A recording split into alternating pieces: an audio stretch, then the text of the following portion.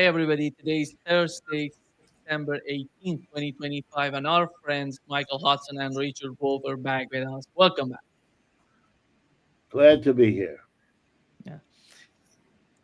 Michael, you told me that you watched my talk with Scott Ritter about the defense budget and all of that. What's your point on that? You mentioned something before coming up. What was your point on that talk? Well, he picked up on my point that I've been making 50 years ago, that there's a great difference between America and the balance of payments effect of America's military spending in other countries. Ever since the Korean War broke out in 1950, the entire balance of payments deficit for the United States from the 50s, 60s, and 70s has been military spending abroad. The private sector, trade and investment is exactly in balance over all these years. I published all of these statistics first for Arthur Andersen and then in my book Super Imperialism. And immediately when my book Super Imperialism came out, Herman Kahn hired me for the Hudson Institute and said the largest buyers of the book were the State Department and the military, the CIA and the military. Immediately, the military gave a contract to the Hudson Institute for me to explain how going off the gold standard essentially enabled the United States to fund its balance of payments deficit, meaning its military spending abroad, by pumping dollars into the global economy and having these dollars end up in foreign central banks and be recycled. Well, what that meant is that America's whole military spending for the last 50 years depends upon the dollarization system and other countries using dollars as their monetary reserves in place of gold and instead of their own currencies.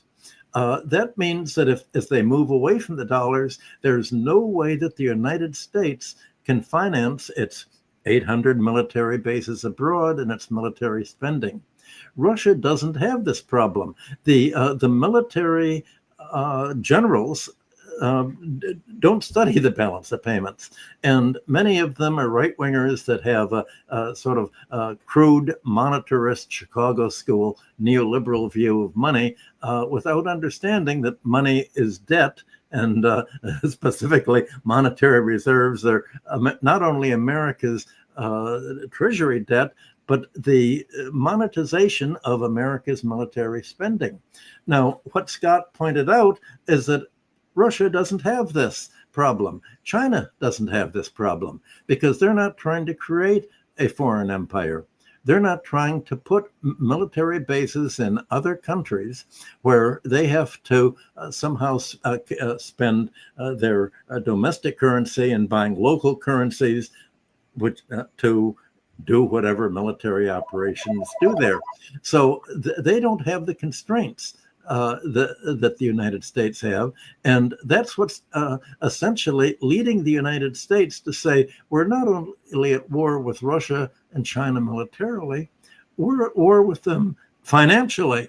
We don't want the BRICS, China, Russia, Iran, and their other countries, to have an alternative of not using the dollar so that the dollars that we spend abroad for all these military operations are going to be somehow recycled to the United States. That's why you're having Trump try to browbeat India, Japan, Korea, Europe into somehow promising to recycle all the dollars to the United States. Why is he doing this? It's not simply to pay tariffs so that the Treasury will have more money and can cut taxes on the wealthy even more. It's so that the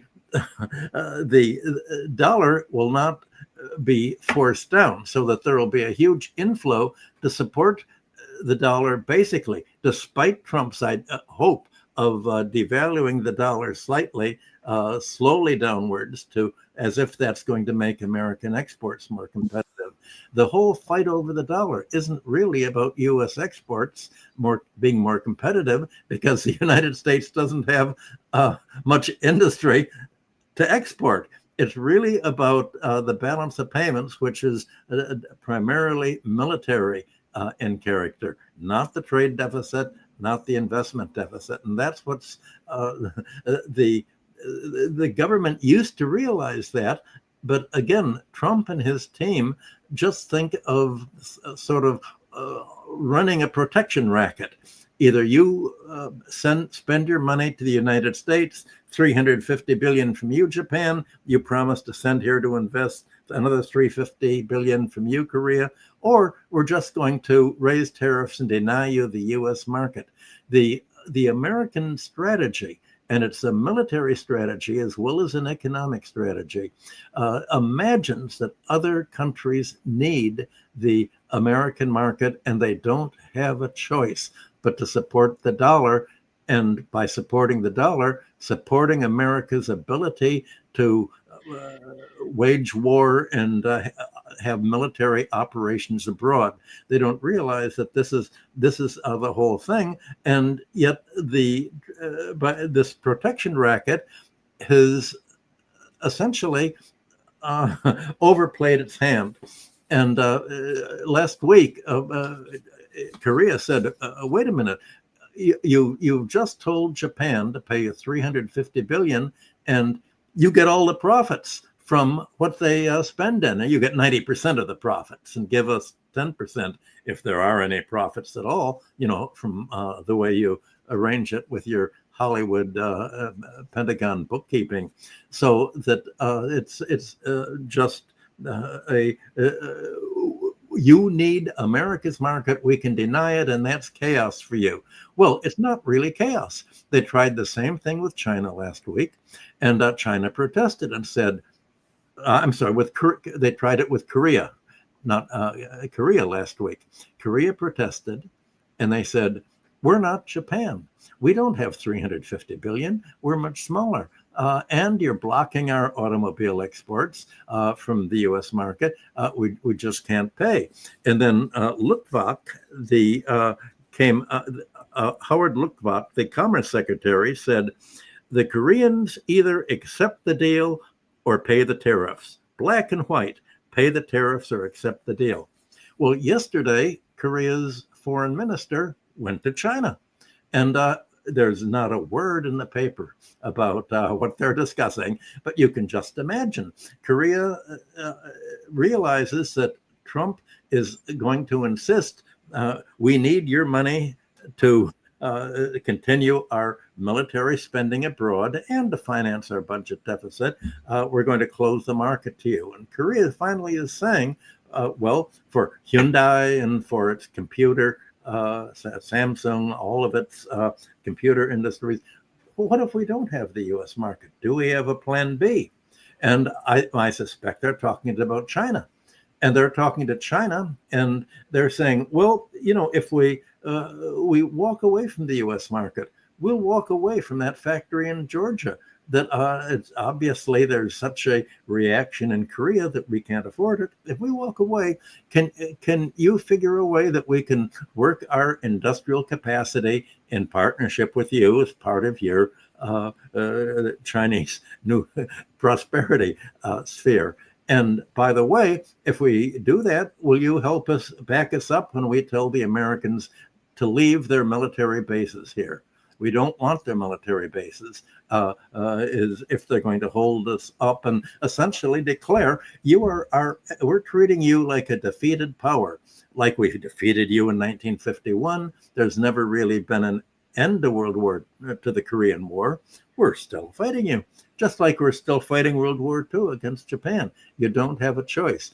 What if Korea and Japan and India all make a choice to say, well, we cannot afford to access to the U.S. market on these terms. We can use the $350 billion, or Japan can use the same amount. We can use that $350 billion to subsidize our own industry and keep our employment and support our workforce while we transition the radical change from orienting our trade with the United States and Europe to orienting it with our own Asian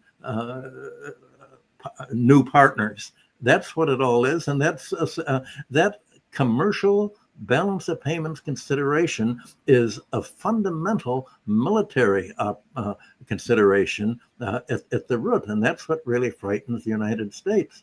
It was the Vietnam War that forced the United States off gold in 1971.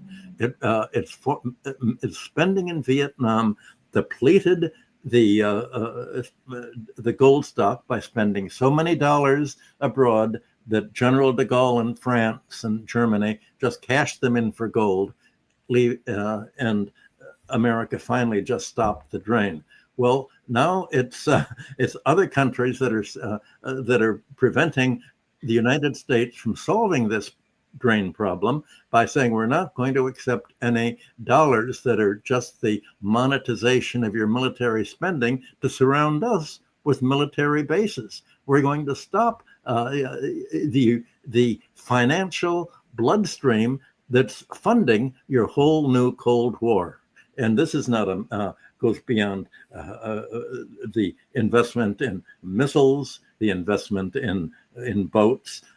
Other countries are not going to fight a war by invading any other country. And America cannot control another country, not even Ukraine, without troops invading it. And the cost of a military invasion, infantry invasion, is very different from the domestic cost of sending missiles. China and Russia, Iran have no intention or ability to mount an army to send into other countries. All they have is missiles, basically, and that's what the next few years of war are going to be all about. Yeah. Go ahead, Richard. Okay, another way of saying this is that the United States cannot afford the empire. The problem is it can't do it. In the early decades after World War II, the balance of payments, correct me if I'm wrong, Michael, saw export surplus from the United States, generating the capital, the money with which then to finance the 700 or 800 bases around the world. And so you had the rest of the world dependent on exports from the United States, having to pay for them in the money that was then used to subordinate them militarily to keep this game going. By 1970s, this game was over because the Germans, the Japanese, the Europeans had recovered from the war, as we knew they would.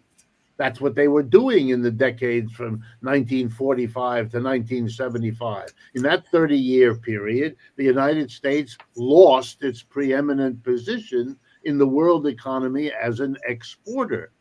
It would either have had to stop because it could no longer finance its military adventures abroad by its export surplus, or it would have had to do what Michael so nicely described. It would have to have found another way, and the dollarization, making all oil contracts denominated in dollars, and hyping the threat of the Soviet Union, which the Europeans are copying today because they don't know any other politics. This was enabling them to then create the deficit program. They would make the United States a net importer, switch its own production out of the country, no longer needing these exports, no longer being able to afford them. They weren't profitable enough to produce in the United States. And you replaced all the workers either with machinery and with automation or by exporting the jobs. So your end result was the story Michael just told. You could continue to finance your global military adventures, but now you finance them by means of imposing, if you like, on the world the need to hold reserves for their currency, because the agreed relationship among currencies was gone. That's what we had coming out of the Bretton Woods, and that's what we ended when Nixon took us off the gold standard in 1971. So then you have Michael's story. But let me do something we don't do enough of. Let me tell you a little bit on this program about the limits to all of this.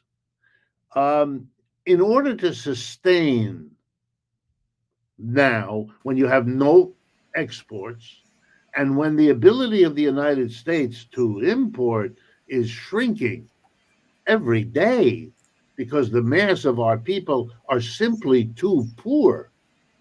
I mean, the statistic came out this week that the top 10, if I have it right, the top 10% of the income distribution accounts for 50% of the consumer demand in our society. All right, that's another way of saying that the bottom 90% are piss poor.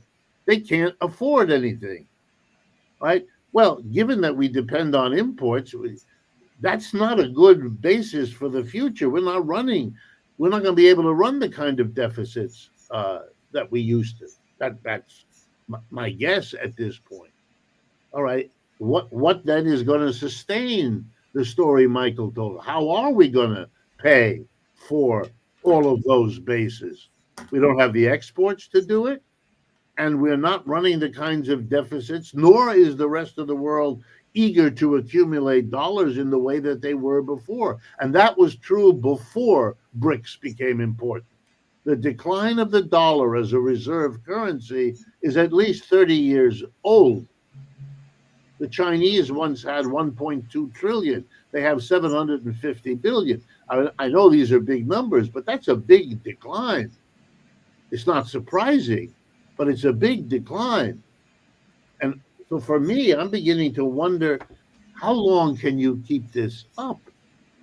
And when you add the degree to which military payments in this country are a Keynesian support of aggregate demand in our society, then you see he can't afford a military, but he can't afford not to have the military. And I suspect that's the reason why Mr. Trump, who comes into office promising to stop the endless wars, has neither stopped them, nor has he been able to avoid proliferating more war.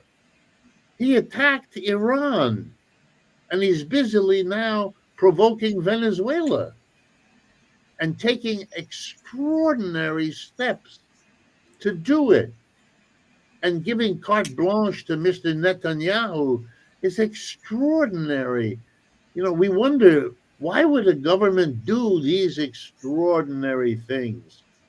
And in a way, Michael's story gives the beginning of an answer, that there's more going on here than macro management. That's important. And there's more going on than balance of payments. That's important. There's also managing the military, the budget, and the activity when you're so badly out of whack. You can't beat the Russians in Ukraine. That's what's obvious. It's obvious to the whole world. They can't let go. What's the matter here? Even in Vietnam, they understood we've been defeated, and the Americans withdrew, and the Communist Party of Vietnam took over and has remained the government ever since. That's 35 years ago, right? Or what is it now? Maybe more than that, 50 years ago. Then they were defeated in Afghanistan, and they withdrew. Mr. Biden, in the end, did what the previous presidents couldn't dare do, which is to say, this is hopeless. And so they're losing. Harper's Magazine just came out this last week, and on the front page is the lead story of the magazine, which, here's the title: "Why do the American military keep losing all the wars?" wow, you're now even able to ask in a public way the forbidden question. And if the rest of the world is worried about the United States economically, we have to remember it was also worried about it militarily, and that danger is receding as we see what's going on in the world. The desperation inside the United States, the fascistic turn that we are assaulted with every day, is a reflection of all of these dead ends confronting the people who run this system.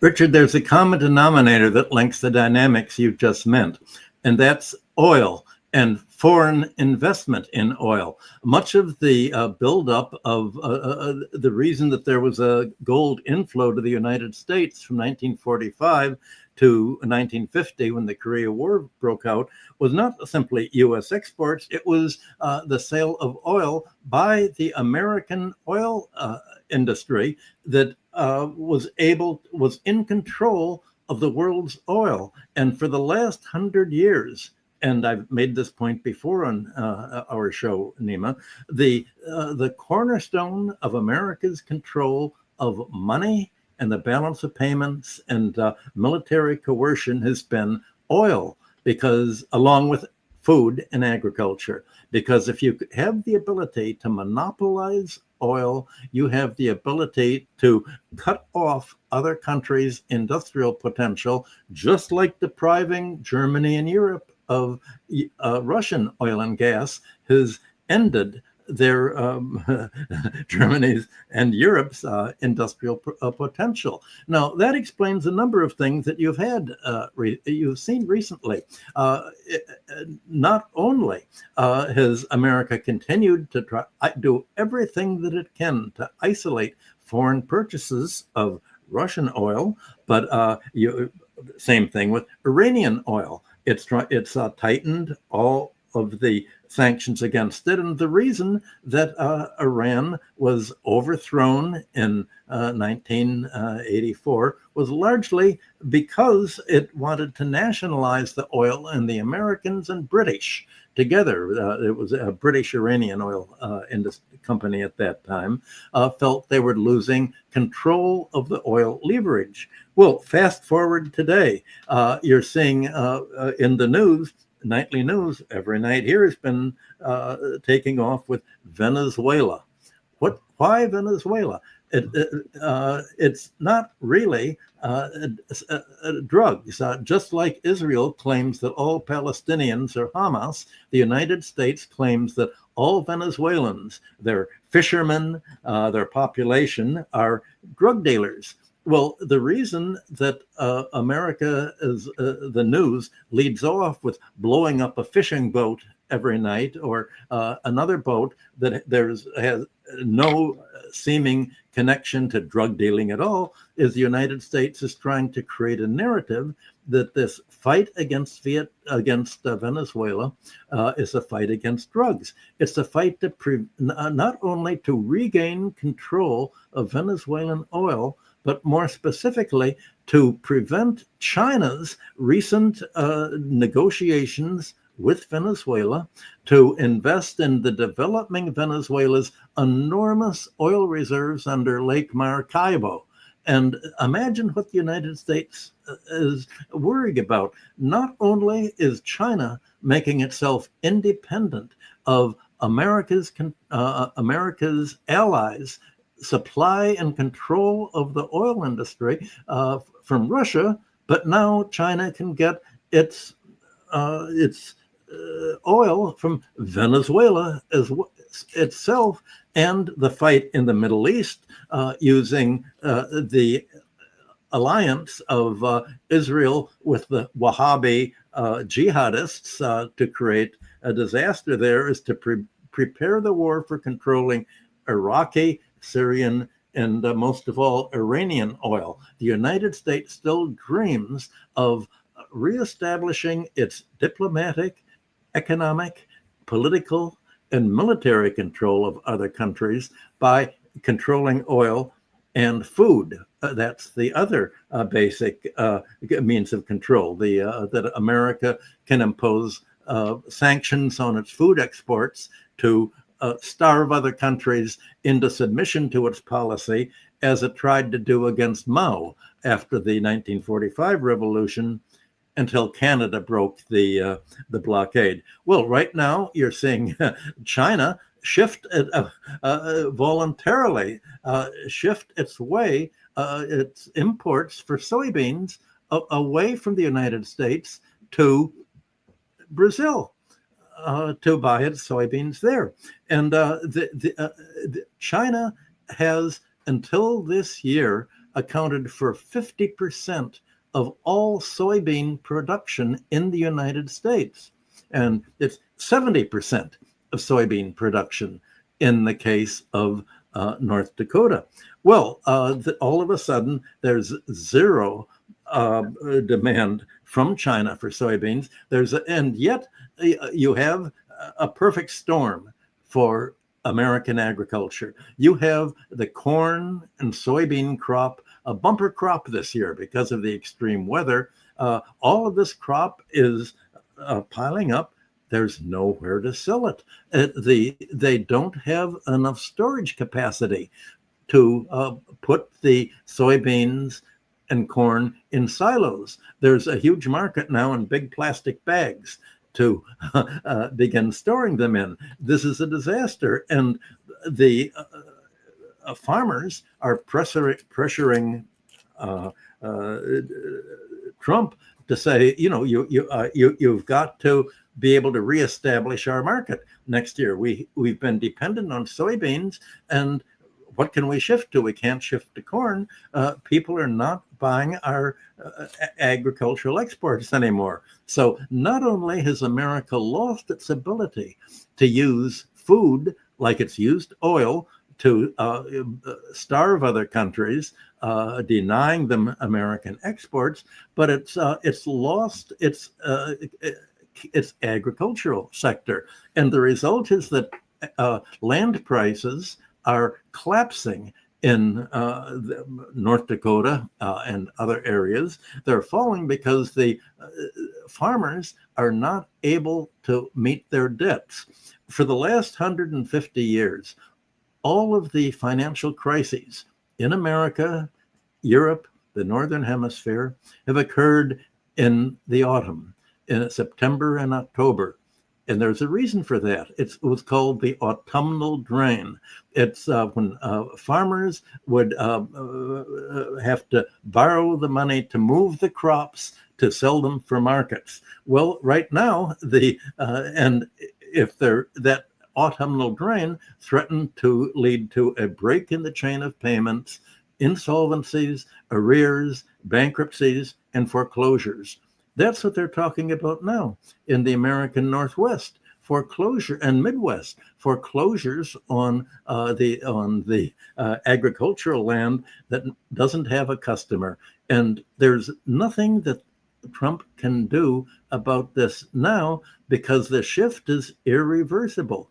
Now that China is making a deal with Brazil, saying we cannot rely on America's soybean exports any longer because Trump has weaponized every element of foreign trade. He's weaponized the oil trade. He's weaponized the agricultural food trade to try to make other countries dependent enough to shake them down for his protection racket. Well, we don't need the American market. Thank heavens we have you in Brazil. So the Brazilian farmers are reorganizing, replanting their agriculture to shift into soybeans. Once they do this, if Trump goes back and tells China, okay, you can depend on us again for our soybean exports, China is going to say, well, wait a minute, we're not going to double cross Brazil, where we've just made an agreement to trade with them and to trade in our own currency, not trading in dollars, but trade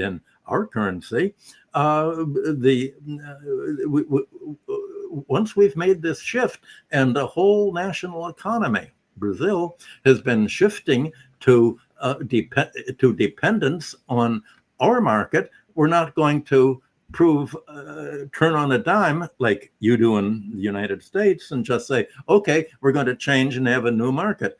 A change is irreversible. You can imagine how the threat of America losing the ability to use food, soybeans, grain, wheat, and oil because of the moves by China and other countries to become alternative suppliers to the United States means that America's lost the two leading elements, not only of its exports, but of foreign investments in oil and farmland that American investors have controlled. They've lost the ability to support the dollar. And by not supporting the dollar, it means not providing the foreign exchange that the United States needs in order to maintain its military presence abroad, that it remains as heavy a drain today as it was during the Vietnam War that forced the dollar off gold to begin with. So when you put the military strategy and imperial strategy in the context of the balance of payments, you find the great constraint that confronts the United States. And that's what my book, Super Imperialism, was all about. And as I said, the major audience was not foreign readers wanting to fight against imperialism. It was the Defense Department, State Department, CIA that used it as a how to do it book. This is how you have to look at the context of America's military and non-military diplomacy. Richard, before going to your comment, one other aspect of what Michael said is Donald Trump imposing tariffs on steel and aluminum that raises industrial costs, destroy jobs, and weaken America's manufacturing capabilities. Yes, and that's a perfect segue. I want to take us to a slightly different aspect of this problem. It now becomes clear with each passing day what the purpose, and Michael has given us the context, what the purpose is, on the one hand, of raising tariffs, and on the other hand, of using them as bargaining chips to get other countries to agree to invest money in the United States. For example, in the last 2 or 3 days, there have been a flurry of statements coming out of England because Trump is visiting Britain, and big boasting of huge amounts of money, hundreds of billions of dollars, that the British are going to invest in the United States and vice versa. Okay, very interesting story. But let's take a look at what the reality is. Number one, the purpose of the tariffs was to do something that now the country is desperate to do. I want to underscore this because I don't think it's very well understood. We are watching a Republican president leading a Republican Party that for 100 years has been the carrier of the notion that taxing is bad and the government shouldn't tax anybody, that we are in favor of private enterprise, not state enterprise, and the government should not blah, blah, blah, blah. And what is he doing? Imposing an enormous tax on the American economy. That's what tariffs are. They are a tax. So we should wonder what would make ideologically driven conservative business people who hate to pay taxes, who have been supporting the government, the Republican Party, for a century to keep their taxes down and have had that work well for them, why would they suddenly reverse everything and impose enormous tax? Answer: they're desperate. They have no other way to go. Their borrowing is out of control. Let's remember, In 1970, the total debts of the United States were a few $100 billion. Today, it's $37 trillion. That's an increase that dwarfs production, prices, anything. Nothing goes like that. We are borrowed crazy. Why? Because we had already reached difficulties that meant the government, to finance itself, couldn't tax the rich who controlled politics and wouldn't permit it, and had pushed the tax burden onto the mass of people so much that by the 60s and 70s, we had tax revolts. That's what they were called. California, all over the United States. And then began the solution when the politicians cannot dare tax their donors and can no longer tax the people. What do? They borrow as if it were a magic alternative. And who do they borrow from? The corporations and the rich, who lend to the government the money they did not have to pay in taxes. This is Schweinerei, the Germans would say. This is pure fakery. But now we get to where we are today. We've borrowed so much playing this absurd game. We got the rest of the world to get in on this, holding their wealth in the form of U.S. treasuries and so on, that we have gotten to the point, which was already reached under the short tenure of Elizabeth Truss in England, where the capital markets say, we're not lending to you anymore. You're not a reliable borrower.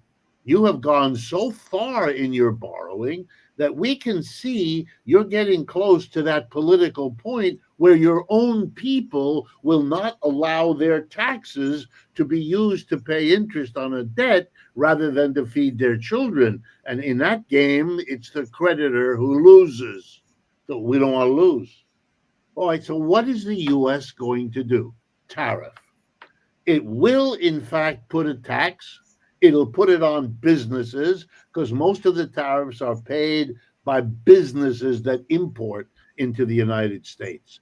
And they will say to those businesses, it's your job, you have to pay this, it's your job to figure out whether you can squeeze the foreigners to lower their price to offset the tariff, or you squeeze the American consumer via inflation and solve the problem that way. But we, the government, are no longer squeezing the masses. You, irony, you, the business community, are doing it through the inflation. That's the effort. Now you understand why Mr. Trump is eager to do the tariffs, but because they are resisted and because they are not generating anywhere near enough money to deal with this problem, he has the second half of it. He'll bargain away the tariff that wasn't doing the job anyway if you promise to move capital into the United States. Hence, Michael is quite right. It's a protection racket. You have to help us because we are a flailing, declining empire. And the only way we can continue to protect you, that's what they say to the Europeans, you've got to help us. You've got to give us all this money. Keir Starmer yesterday, in a spectacle as pathetic as any I've ever seen, boasts that the United States has committed to investing 150 or maybe even 250, it's a little fuzzy, the numbers, of money over the next 10 years in Britain. And he says with real pride, it's going to produce, we hope, 7,900 jobs.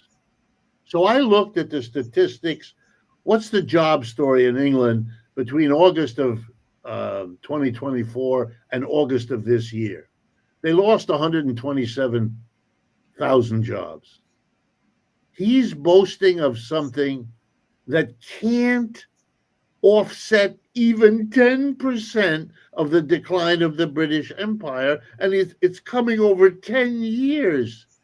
That's an admission of failure that's been dressed up as an achievement. Last point. If the rest of the world, to quote Michael, is being charged an entrance fee to sell their stuff in the United States, and that's what a tariff is. You got to pay this if you're going to sell stuff in the United States, right? That's hurting the exporters around the world because their market is going to shrink. That's elementary. They're screaming bloody murder to their governments, who are therefore desperate to give them something to support this craziness that's hurting them. And what do they give them? They give them these announcements. The United States will invest if we invest in the United States. And that's the bigger story. Suppose that works. Suppose that these leaders in Europe and beyond do in fact deliver hundreds of billions of dollars of capital investment in the United States. Frankly, I don't see it. I see the United States becoming less attractive as a place to make investments with each day. But let's assume I'm wrong, the money comes. Then in those countries, the austerity already being imposed on the people in every one of the European countries. Now, only the rate of doing that is different, not the phenomenon. In that country, it will be possible for the radical left opposition, and for that matter, perhaps also the right opposition, to say what we would say here. We have leaders who have arranged that the money that might have been invested to create jobs in our country has instead been shipped over to that other country.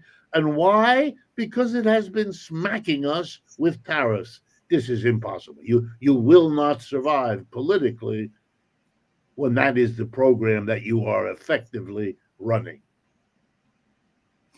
Well, Richard, let me give a particular example of the point that you just made that ties it together. I think an example can sort of walk the audience through. Your first point was the tariffs are a tax on consumers. Well, quite right. Well, what does America import that affects the farmers? Let's go back to the farm example, because that's where everything converges more or less. Well, America imports an enormous amount of fertilizer, including from Russia, but it also imports farm machinery. And one of the problems is that the collapse of the soybean market means a collapse of the income and the ability to buy new farm machinery for companies like John Deere and Company. That has just laid off, I think, over 1,000 or 2,000 workers because the farmers don't have enough money to buy new harvesting equipment. They're trying to buy old harvesting equipment. But much of this harvesting equipment is not only produced here by John Deere, but it's produced in Germany. And America also imports harvesting equipment from Deere's rival companies, also in Germany. Well, all of a sudden, they find their costs are going way up as a result of the inability to get energy and steel. So they are exporting, trying to supply the market here with the products that they produce in Germany. And imagine the surprise that these companies suddenly have that are saying this is a threat to their making any profits at all this year on their imports, because not only is the United States charging the 15% tariff on imports from Europe, but it's saying you are liable for the 50% tariffs because you're making your machinery out of steel and out of aluminum. And we're trying to support the American steel industry and the aluminum industry, because that's the only labor union that I can get that actually is going along with my pretense that my policies for the wealthiest 10% are really the policies for labor. I need to make a narrative symbolic act, and so my symbolic act is going to sacrifice an all American industry that makes its products out of steel and aluminum. Well, you can imagine what this crazy political ploy has done. It means that Deere and Company and the German exporters all of a sudden find that when they're trying to provide the harvesting equipment that American agriculture needs, all of a sudden the price has gone way, way up. And you pointed out, well, can they get around this by investing in the United States? Well, if they invest in the United States, they're still going to have to import many of the parts that they use from other countries, because America doesn't have the supply chain that's necessary for all of the different things that go into harvesting equipment, just like automobiles. All of that, these tariffs have stifled the profitability of imports by companies by raising the price so high that either as you say, either the companies absorb the cost, in which case they don't make profits, and yet having a corporation is all about making a profit. So there's a limit to what you can do. They'll just stop producing, as Deere has stopped producing in some of its plants, or they pass it on to consumers, and the consumers are squeezed. The farmers are squeezed because not only is farm income going way down as a result of Trump's crazy weaponization of agricultural exports, when there is an alternative now that did not exist in the 1940s, but they're broke and they can't afford to borrow from the banks, because the banks say, well, what are you going to pledge as collateral? Your collateral is your farmland, and the farmland prices are going down, and you're already fully mortgaged. By the way, Treasury Secretary Bessent earns $1 million a year in the rent for one of his landed properties in North Dakota that's used largely for producing all of this. This was accused of being a conflict of interest by Congress, and he has to sell this land by mid-December into a collapsing market. Well, you can imagine how happy he is, at least, that the Federal Reserve cut its interest rates the other day, and the newspapers all said, "Gee, with interest rates going down 0.5%, that's going to lower the mortgage rates for housing and for equipment purchases." But that's a fantasy. Short-term rates went down yesterday, yes, by 0.25%.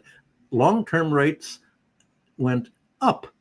Not because they said this is going to be inflationary.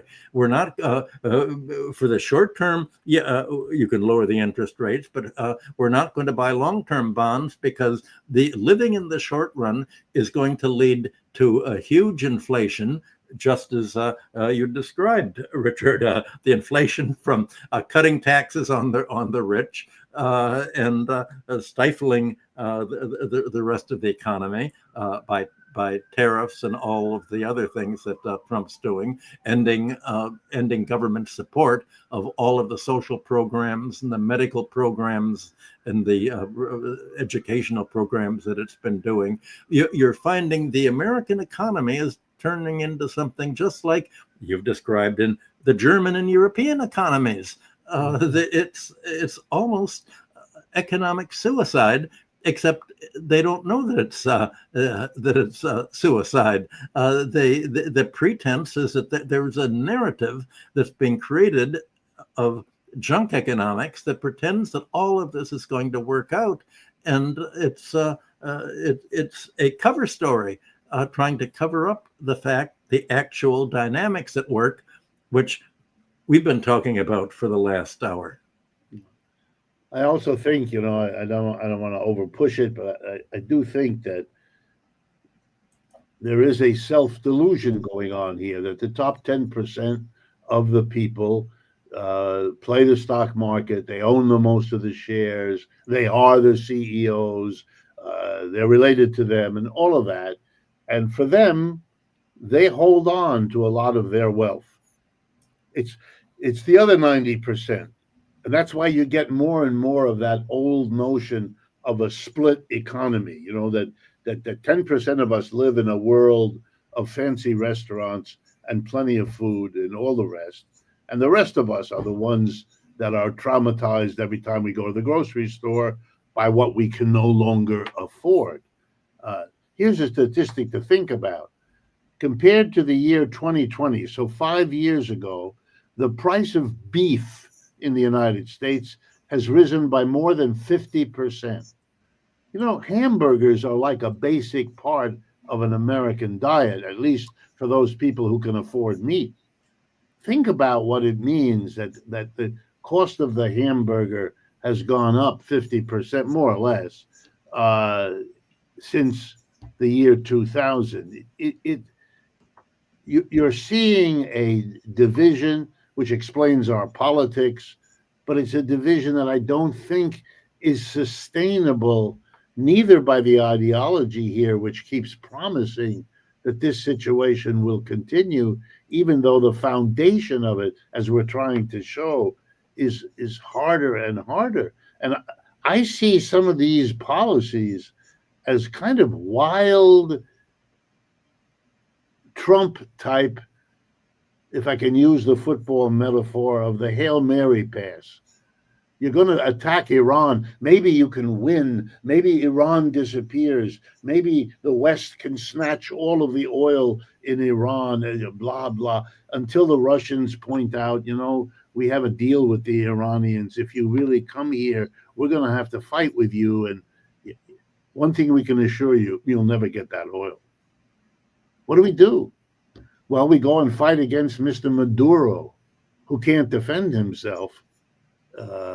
At least not in the conventional sense, and we keep we become judge, jury, and executioner of the hapless Venezuelans who are taking a boat ride 1,000 miles from the United States and get incinerated, with the whole thing being handled by the president with no evidence at all that these people were doing something illegal, for which even the punishment isn't execution, and yet they were executed for the crime for which that's not the punishment that's legally I mean, okay, these are fairly desperate acts.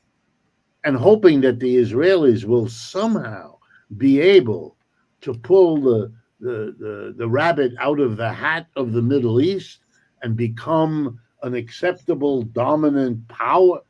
Really, you have got to believe in lots of magic to line up your policies in that way. Well, you mentioned how the American economy is being squeezed by these, and a desperate thing. Part of the desperation is when you cut your policies into segments and not look at the interactions. One of the big factors in rising prices that Americans have to pay, in addition to the food that you've just mentioned and the hamburgers, is electricity. And that's gone way up, largely because Trump is pandering to his MAGA crazies who insist that there's no such thing as global warming. So again, Trump said, if we're going to put all of our faith in controlling the world of the oil industry, I'm going to support the oil industry and my MAGA base by saying, stop all of the investment that we're doing in wind power and solar power. So he's withdrawn the American government support for wind power that had been increasing it. And he's also ending the support for solar power because China produces has a great scientific advantage in producing solar power, and the result is that by opposing global warming is a big factor in disrupting the economy, but also Trump's support for the trying to increase the computer automatic intelligence monopoly is projected as being largely responsible for an enormous increase in electrical usage, which is going to raise electrical prices. And already the electric utilities in this country are raising their prices because one of the Trump policies to please his 1% constituents that we didn't mention is the